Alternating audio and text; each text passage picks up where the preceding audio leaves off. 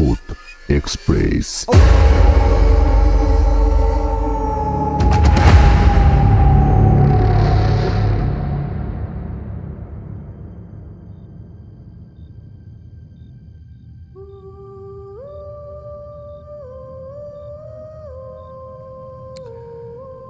Welcome back. প্রত্যেককে জানাচ্ছি merry Christmas. আশা করি সবাই অনেক ভালো আছেন এবং সুস্থ আছেন। এই মুহূর্তে সবাই শুনছেন ভূত এক্সপ্রেস, আর আমি শুভ আছি আপনাদের সঙ্গে। আমি প্রতি মঙ্গলবার ও শনিবার এপিসোড আপলোড করি, তবে আজ যেহেতু একটি স্পেশাল দিন, তাই আজ এই স্পেশাল এপিসোডটি আপলোড করলাম। আজ আমার কাছে অনেকগুলো সত্যি ভৌতিক ঘটনা রয়েছে, যা এক এক করে আমি সবাইকে শোনাবো।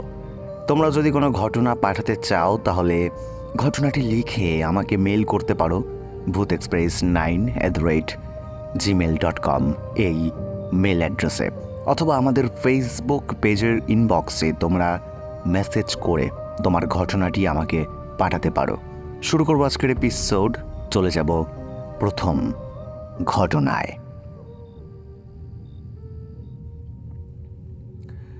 হাই দাদা, আমি প্রীতি। 1 মাস ধরে আমি ভূত এক্সপ্রেসের সঙ্গে যুক্ত আছি, আর এই 1 মাসে আমি প্রত্যেকটা ঘটনাই শুনে ফেলেছি। আমি এবং আমার পরিবার ভূত এক্সপ্রেসের ভীষণ ভক্ত।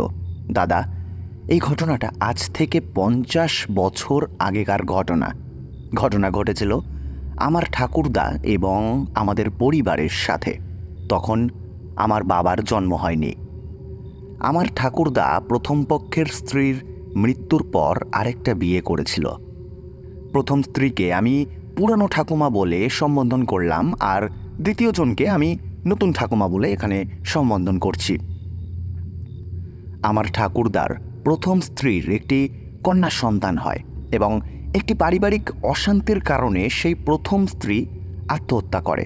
তখন তার মেয়ের বয়স মাত্র 6 মাস। আমার ঠাকুরদা ওই মেয়ের দেখাশোনা করার জন্য আবার বিয়ে করে নতুন ঠাকুমাকে।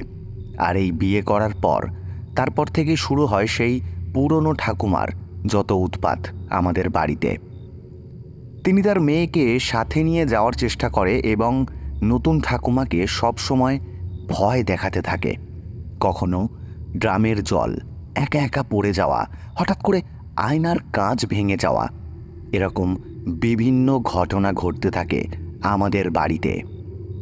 আমার নতুন ঠাকুমার কোনো সন্তান হতো না। যতবারই বাচ্চার বয়স 8 মাস কি 9 মাস হতো, ততবারই সেই সন্তান গর্ভেই মারা যেত। মাঝে মাঝে ঠাকুমাকে অনেকেই দেখতে পেত। তারা দেখত ঠাকুমা তার মেয়ের সাথে বসে আছে। বাচ্চা মেয়েটি মাঝে মাঝে খেলতে খেলতে হঠাৎ করে তার মাকে দেখে চিৎকার করে উঠত। কখনো কখনো ভয় চিৎকার করে বাচ্চাটি অজ্ঞান হয়ে যেত। তখন পুরনো ঠাকুমা বেশি দেখা দিত নতুন ঠাকুমা এবং তার বাচ্চা মেয়েটিকে। আমার ঠাকুরদাকে তিনি খুব একটা দেখা দিতেন না, তাই ঠাকুরদা এই সব কথা বিশ্বাসও করতেন না। কিন্তু একদিন একটা ঘটনা ঘটার পর থেকে ঠাকুরদা বিশ্বাস করতে বাধ্য হয়। পুরানো ঠাকুমা যে শাড়ি পরে মারা গিয়েছিল, একদিন সেই একই শাড়ি পরে ঠাকুরদার সামনে এসে তিনি বললেন, আমার মেয়েকে দিয়ে দে, না হলে সবাইকে মরতে হবে। এই ঘটনার পর ঠাকুরদা ঠিক করে তিনি গয়ায় যাবে পুরনো ঠাকুমার আত্মার শান্তির জন্য জল দিতে, এবং সেই মতো ঠাকুরদা গয়ায় চলে যায়। সেখানে গিয়ে সবার মুখে শোনা যায় যে জল দেওয়ার পর পিছনে ঘুরে তাকালে মৃত্যু অনিবার্য। এরপর ঠাকুরদা জল দেওয়ার পর অনুভব করে পেছন থেকে কেউ ফুসফুস করে একটা শব্দ করছে। ঠাকুরদা যেই পেছন ঘুরতে যাবে, তখনই তার মনে পড়ে যায় যে পেছনে ঘোরা তো নিষেধ। তাই সে আর পেছনে না তাকিয়ে তাড়াতাড়ি ওখান থেকে চলে আসে। তখন ঠাকুরদার তো কিছুই হয়নি, কিন্তু বাড়িতে নতুন ঠাকুমার সাথে ঘটে যায় একটি ভয়ঙ্কর ঘটনা। তখনকার দিনে প্রত্যেকের বাড়িতে চাপা কল ছিল না। পাশে একজনের বাড়িতে জল নিতে যাচ্ছিলেন নতুন ঠাকুমা। রাস্তার পাশের একটি বট গাছ কোনো হাওয়া বাতাস ছাড়াই ভেঙে পড়ে নতুন ঠাকুমার উপরে। সেদিন ভাগ্যক্রমে নতুন ঠাকুমা বেঁচে যায়, তার কিছুই হয় না। পরে সবার মুখে শোনা যায় পুরনো ঠাকুমা ওই গাছ ভেঙে দেওয়ার মাধ্যমেই এটা বোঝায় যে সে চলে যাচ্ছে। এরপর সব ঠিকঠাক হয়ে যায়। নতুন ঠাকুমার তারপর 4 মেয়ে এবং 2 ছেলে হয়, আর তাদের মধ্যে একজন হয় আমার বাবা। দাদা, ঘটনাটা এই পর্যন্তই। যদি ভালো লাগে তাহলে তোমার কণ্ঠে শুনিও। দাদা, প্রথমবার ঘটনা লিখছি, তাই গুছিয়ে লিখতে পারলাম না। তুমি কিন্তু গুছিয়ে ঘটনাটি পড়ে শুনিও। ধন্যবাদ প্রীতি ঘটনা পাঠানোর জন্য এবং আমাদের পরিবারটাকে এতটা ভালোবাসা দেওয়ার জন্য। এই ছিল প্রথম ঘটনা। চলে যাব দ্বিতীয় ঘটনায়। দ্বিতীয় ঘটনাটি লিখেছেন সুস্মিতা দাস। তিনি যেভাবে ঘটনা লিখেছেন আমি সেইভাবেই পড়ে সবাইকে শোনাচ্ছি। তিনি লিখেছেন, দাদা, আমি একটি ঘটনা শেয়ার করতে চাই। আমার বাবা যখন ছোট ছিলেন তখন এই ঘটনাটি ঘটেছিল আমার বাবার সাথে। তখন আমার বাবার বয়স ওই 6 কি 7 বছর। একদিন সন্ধ্যায় বাবা তার দিদার সাথে বাড়ি ফিরছিলেন। আমাদের বাড়িটা একদম ফাঁকা, এক কোণে, আর এই এক কোণে হওয়ায় চারিদিকে খুবই অন্ধকার ছিল সেই সময়।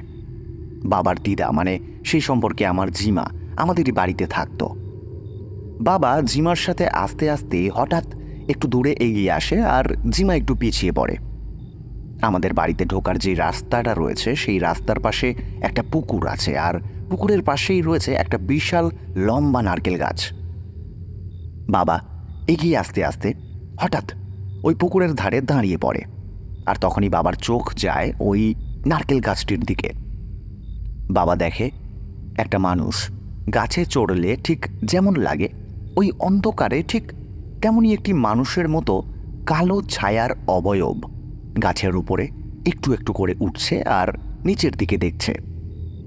বাবা ভাবে যে হয়তো বাড়িতে নিশ্চয়ই কোনো চোর ঢুকেছে নারকেল চুরি করতে, কারণ এর আগে বহুবার এরকম নারকেল চুরি হয়েছে আমাদের বাড়িতে, তাই বাবার কাছে এটা ভাবাই স্বাভাবিক।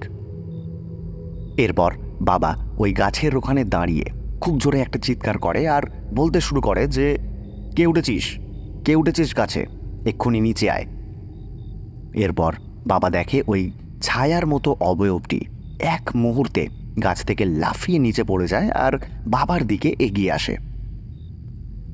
কয়েক মুহূর্তের জন্য তখন বাবার মনে হয়েছিল যে বাবা সেখানে এসে অনেক বড় একটা ভুল করে ফেলেছে। বাবা ওই অবয়বটির ভয়ঙ্কর মুখ দেখে জোরে একটা চিৎকার করে আর ওখানেই সেন্সলেস হয়ে যায়। এরপর যখন বাবার হুঁশ আসে তখন বাবা বিছানায় শুয়ে, আর বাবার গায়ে তখন প্রচণ্ড জ্বর আর প্রচুর পরিমাণে তার বমি হচ্ছিল। এই ঘটনার পর বাবা বেশ কয়েকদিন ধরে প্রায় সবসময় একটা পচা ডিম আর পচা মাছের গন্ধ পেত।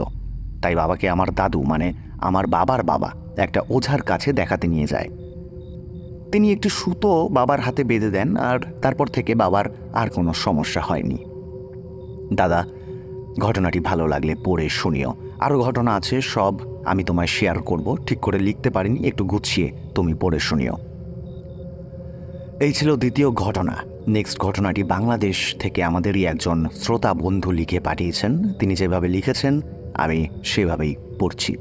তিনি লিখেছেন, আসসালামু আলাইকুম দাদা ভাই, আমি শিরিন। যে ঘটনাটি বলতে যাচ্ছি সেটি আমার এবং আমার পরিবারের সাথে ঘটে যাওয়া ঘটনা। তখন সাল 2016, আমি 10ম শ্রেণীর ছাত্রী ছিলাম। আমি, আমার আম্মু ও আমার ছোট বোন আমরা একসাথেই থাকি। আমার আম্মু একটা মাল্টিন্যাশনাল কোম্পানিতে জব করেন। আমার বদ অভ্যাস ছিল একটাই, যে যত গরমই থাকুক না কেন কাঁথা ছাড়া আমার কিছুতেই ঘুম আসতো না। তো সেদিন মধ্যরাতে আমি ফেসবুক করছিলাম। রাত তখন 2টো কি 2:30 হবে হয়তো। হঠাৎ আমার কাঁথাটা আমার শরীরের ওপর থেকে সরে যায় এবং একটি ঠান্ডা হাত আমার পায়ে স্পর্শ করে। হাতটি স্বাভাবিক কোনো হাতের পাঞ্জার চেয়ে একটু বড় আর খসখসে ছিল। আমি ভয়ে আম্মুকে জড়িয়ে ধরে কান্না করতে থাকি। আম্মু আমাকে শান্ত করার চেষ্টা করতে থাকেন, কিন্তু আমার কান্না কিছুতেই থামছিল না সেই সময়। পরে আম্মু দোয়া দরুদ পড়তে থাকেন এবং পরিস্থিতি একটু স্বাভাবিক হয়। দাদা, সেদিন রাতে আমার আর আম্মুর কিছুতেই ঘুম হয়নি। ভয়ে সারা রাত আমরা জেগেছিলাম। মনের ভুল ভেবে ঘটনাটি ভুলে যাওয়ার চেষ্টা করছিলাম আমরা। পরে এক হুজুরের কাছে গেলে তিনি বলেন যে আমাদের বাসায় কিছু একটা আছে, তবে আমাদের কোনো ক্ষতি করবে না সেটা।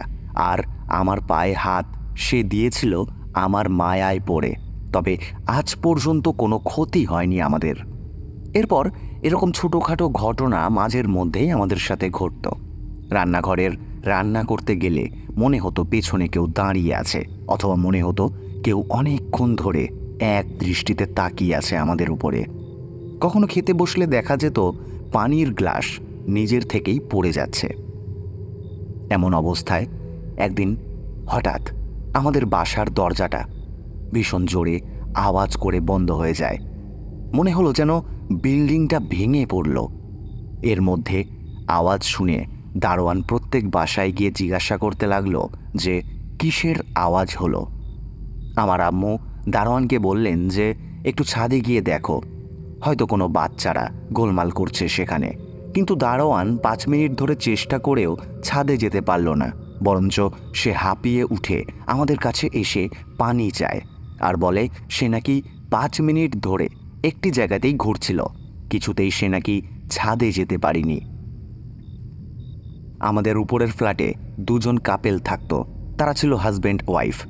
আমার আম্মু সেই কাপেলদের আমাদের সাথে অ্যাটাচ করে দেন এবং এরপর থেকে তারা আমাদের সাথেই থাকেন। সেই আন্টি অনেক মিশুকে ছিলেন, আমাদের সাথে অনেক দ্রুত মিশে গিয়েছিলেন উনি। একদিন রান্নাঘর থেকে এসে তিনি আমাদের বললেন তার দিকে নাকি কেউ একজন অনেকক্ষণ তাকিয়েছিল, বা কেউ একজন তার পেছনে অনেকক্ষণ ধরে দাঁড়িয়েছিল, এমনটা তিনি অনুভব করেছেন। পরে আমাদের সাথে ঘটা সব ঘটনা ওনাকে বলা হয় এবং উনি একটু ঘাবড়ে যান সব কিছু শুনে। একদিন আমার খালামণিরা আসেন আমাদের বাসায়।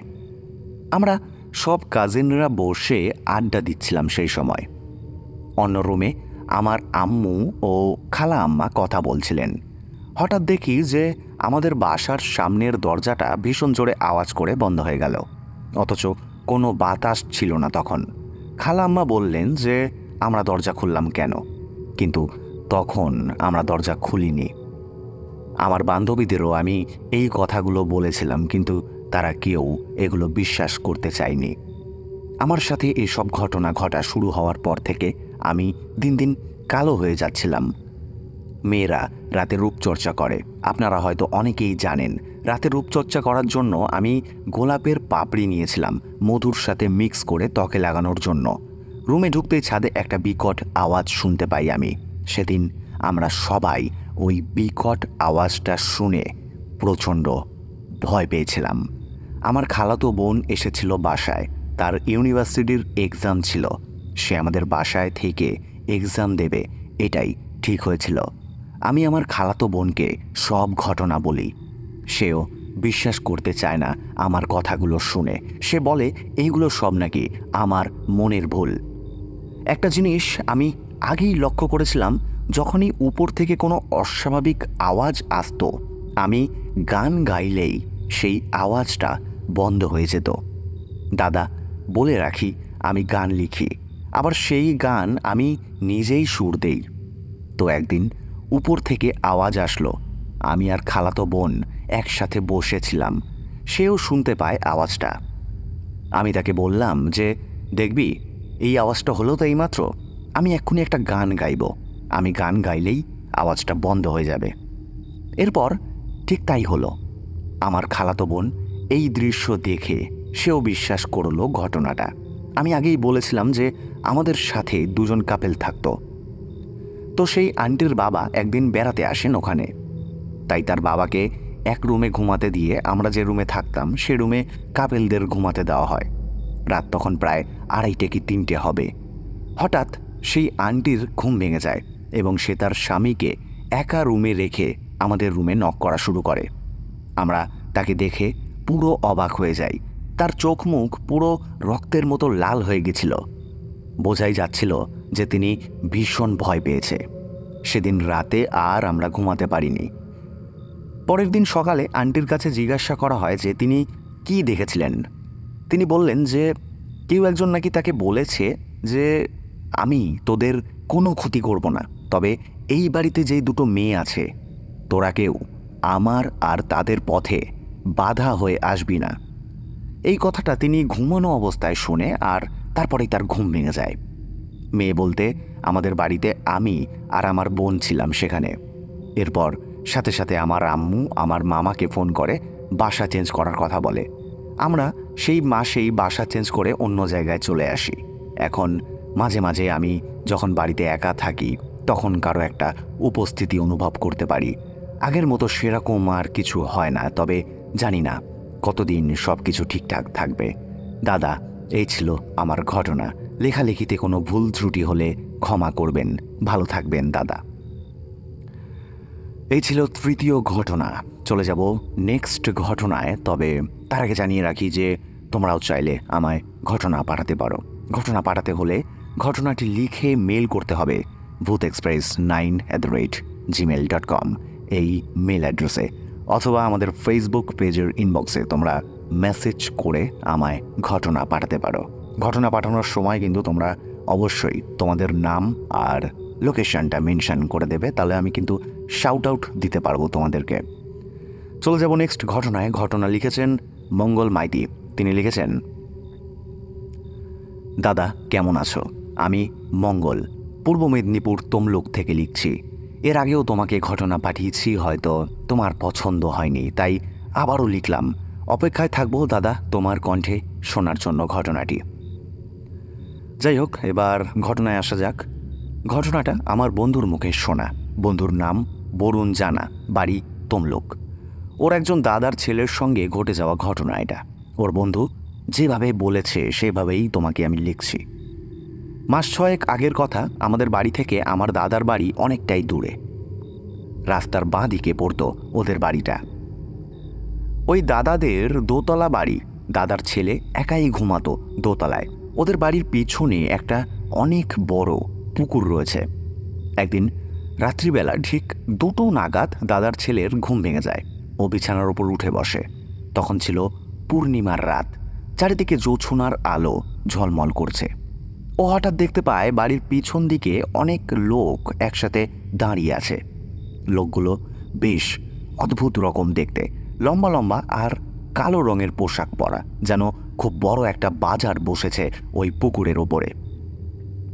ঠিক বাজারে যেসব জিনিসপত্র থাকে, কলার কাদি থেকে শুরু করে সব কিছুই ওরা নিয়ে বসে আছে ওখানে। ওই বন্ধুটি দেখতে পায়। দাদার ছেলে এসব দেখে কিছুই বুঝতে পারে না। ও ভাবে এসব কি হচ্ছে ওর সঙ্গে। এখানে এত বড় বাজার আর এত রাতে এত লোক এখানে এলো কি করে? কিছুক্ষণের মধ্যে হঠাৎ করেই সব কিছু আবার কোথায় যেন হারিয়ে যায়। সব কিছু আবার আগের মতন স্বাভাবিক হয়ে গেছিল। দাদার ছেলে আজও বুঝে উঠতে পারেনি ওই রাতে ওর সাথে কি ঘটেছিল। ঘটনাটা অনেক ছোট, তবুও দাদা তোমার কণ্ঠে শোনার অপেক্ষায় থাকলাম। ভালো লাগলে ঘটনাটা সবার সঙ্গে শেয়ার করো। আর লেখার মধ্যে দাদা যদি কোনো ভুল থাকে তাহলে তুমি তোমার মতন করে গুছিয়ে পড়ে শুনিও। ভালো থেকো দাদা। এই ছিল তৃতীয় ঘটনা। দেরি করব না, চলে যাব আজকের শেষ ঘটনায়। ঘটনা লিখেছেন শ্রাবন্তী সাধুখা। তিনি লিখেছেন, নমস্কার দাদা, কেমন আছেন? মঙ্গলময় ঈশ্বরের কৃপায় নিশ্চয়ই ভালো আছেন। দাদা, ঘটনাটি আমার বিয়ের পরপর এক গরমের সময় ঘটে। আমি কোনোদিনও ঘরের জানালা বা দরজা বন্ধ করে শুতাম না। নবদম্পতিরা যেমন দরজা জানালা বন্ধ করে ঘুমায়, তেমন আমি কোনোদিনও করিনি। আমার ঘরটা 3 তলায় বলে খুব সুন্দর হাওয়া দেয় রাতে, আর দিনের বেলায় ঠিক তার উল্টো, একদমই ঢোকা যায় না। তো এমন হতো যে প্রতিদিন শুতে গেলেই মনে হতো ছাদে কেউ মুড়ো ঝাঁটা দিয়ে ঘসঘস করে ঝাঁট দিচ্ছে। আমার বর ফোন দেখতেই ব্যস্ত। আমি তাকে জিজ্ঞাসা করায় সে বলল যে ও কোনো ঝাঁটার আওয়াজ পাচ্ছে না। কিছু সময় পর বন্ধ হয়ে গেল ওই আওয়াজটা। আবার পরের দিন রাত 12টায় সেই আওয়াজটা শুরু হলো, খড়খড় করে ঝাঁটার আওয়াজ। একটা সময় ভীষণ বিরক্ত লাগতে শুরু করলো। আমি বরকে বললাম সেই আওয়াজের ব্যাপারে। ও বলল ও নাকি কিছুই শুনতে পাচ্ছে না। এরপর আমি শাশুড়ি মাকে ডেকে ছাদে গেলাম, দেখলাম কোথাও কিছুই নেই। আমি ঘরে বসে কানে বালিশ চাপা দিয়ে শুয়ে পড়লাম। সেদিন হঠাৎ গভীর রাতে একটা গো গো শব্দে আমার ঘুম ভেঙে যায়। আমার ঘরের সিলিংয়ে 4টে নাইট ল্যাম্প লাগানো আছে। আমি সবকটা জ্বালাতাম না, মাত্র একটাই জ্বালাতাম। অল্প আলোতে আমি দেখলাম যে কেউ একজন আমার ঘরের বাথরুমের সামনে দাঁড়িয়ে আছে। ঘরে যেহেতু মা, ভাগ্নি, বর আর আমি ছাড়া কেউ থাকি না, তাই কে দাঁড়িয়ে আছে এটা দেখার জন্য বেড সুইচটা অন করলাম। লাইট জ্বালাতেই দেখলাম সেখানে কিছুই নেই। আমি আবারও পাশ ফিরে শোবার চেষ্টা করি। ঠিক মনে পড়ে না কতক্ষণ পর, কিন্তু বেশ কিছু সময় পর অনুভব করলাম যে কেউ এক দৃষ্টিতে তাকিয়ে আছে আমার দিকে, আর যথারীতি তার নিঃশ্বাসটা পড়ছে আমার শরীরে। আমি আচমকা চোখ খুলে দেখলাম একটা অবয়ব আমার বরের দিকে তাকিয়ে আছে, কিন্তু আমার জেগে যাওয়াতে সেটা আচমকাই অদৃশ্য হয়ে যায়। সকাল হতে মাকে সে কথা বলতে মা বলল যে বাবা, মানে আমার শ্বশুর, তিনি রোজ আসে তার ছেলেকে দেখতে, আর এটা প্রথম না, এর আগেও তিনি বহুবার এসেছেন এবং যারা যারা আমার বরের সাথে সেই বিছানায় ঘুমিয়েছে তারাও ওনাকে দেখেছে। প্রথমে বিশ্বাস না হওয়ায় আমি আমার বড় ননদের ছোট কাকা শ্বশুরের একমাত্র ছেলে, তাকে জিজ্ঞাসা করি এই ঘটনার ব্যাপারে। আমি তার কাছেও শুনেছি সেও নাকি সত্যি দেখেছে এইসব। সেও আমাকে বলেছিল যে আমি সত্যি দেখেছি একটি অবয়বকে। দাদা, জানি না এটা একজন বাবার সন্তানের প্রতি ভালোবাসা নাকি মৃত্যুর সময় সন্তানের হাতে জল না পাওয়ার তৃষ্ণা, যা আজও আমার শ্বশুর মশাইকে টেনে আনে তার ছেলের কাছে। এই ঘটনার কোনো ব্যাখ্যা আমার কাছে নেই। এই ছিল দাদা ঘটনা। এই ছিল আজকের এপিসোডের কিছু সত্য ভৌতিক ঘটনা। কেমন লাগলো ঘটনাগুলি? ভালো লাগলে কমেন্ট করে কিন্তু আমাকে জানিও। সবাই ভালো থেকো। আজকের মতো শুভরাত্রি আর মেরি ক্রিসমাস। Bhoot Express.